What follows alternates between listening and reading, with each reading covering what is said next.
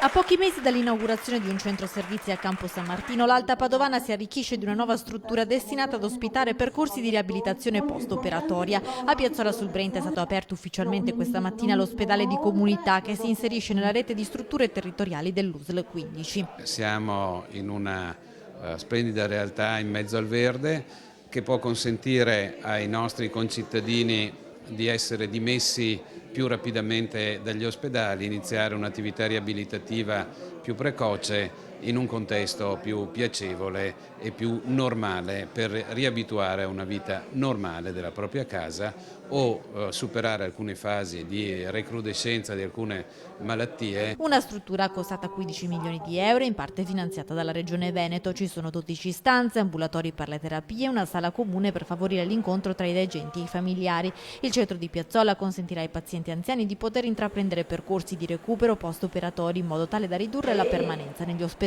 La scommessa ma anche i programmi futuri vedono cercare di ridurre sempre più la parte ospedaliera e rivolgerci al territorio e quindi a strutture come queste per un discorso riabilitativo, per un reinserimento un po' in quelle che sono le società, nei contesti abitativi, ma anche in ambienti in cui ci sia effettivamente una vicinanza maggiore, quindi una qualità della vita per la persona maggiore, perché in un contesto più familiare.